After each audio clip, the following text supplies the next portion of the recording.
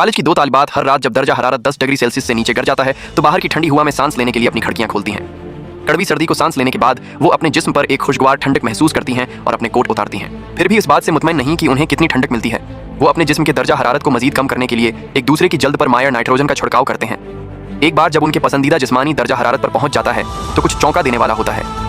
खीमा जैसे अपेंडिज उनके जिस्म से फूटते हैं और आज़ादाना तौर पर घूमते हैं। उस जोड़े से नावाकिफ जैक नामी लड़का करीबी अलमारी के अंदर छिपा हुआ उनके अजीब व गरीब राज का गवाह है। 2 घंटे पहले जैक कैंपस के लैंड्रोमेट में लॉन्ड्री कर रहा था जब 2 प्रक्षिश आली तबके की खवातीन अंदर घूम रही थी। लड़कियों ने उसमें वाज़ेह दिलचस्पी जाहिर की और उसके साथ छेड़छाड़ करती रहीं। एक ने उसे लाली पाप भी दिया। इससे पहले ऐसी प्रक्षिश नौजवान खवातीन के साथ शाज और नादिर ही बातचीत करने के बाद जैक तेजी से उनकी तौजा का मरकज बन गया। बेदख्समती से लड़कियां उससे पहले कि वो उनके नाम या राबिता की मालूमात पूछ सके वहां से चली गईं।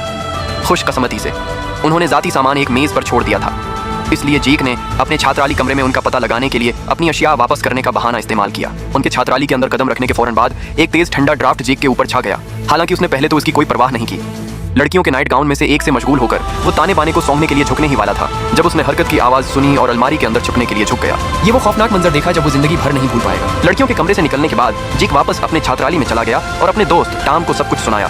टॉम ने कहानी के एक लफ्ज पर भी यकीन करने से इनकार कर दिया और इंकिशाफ किया कि उसने अगली शाम के लिए 2 नौजवान खवातीन में से एक के साथ पहले ही एक खास तारीख का मंसूबा बनाया था। टॉम ने पहले ही लड़की के लिए एड़ियों का सर चढ़ा रखा था। इसके बजाय जैक ने मदद के लिए अपने बाहमी दोस्त कैसी की तरफ रुजुआ किया।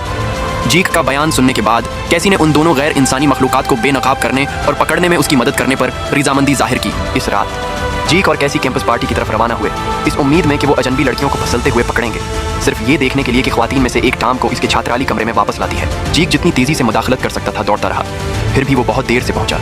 जब वो और कैसी कमरे में दाखिल हुए टॉम को तफीली वजूद ने पहले ही काबू कर लिया था।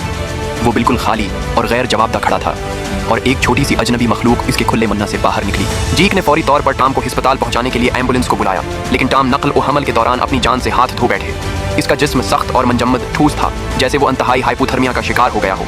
इस संगीन तफसील से जैक ने इंजमाद के हालात में परवान चढ़ने वाले मावराए अर्जी मखलूकात का अंदाजा लगाया, यानी शदीद गर्मी उनकी अहम कमजोरी थी।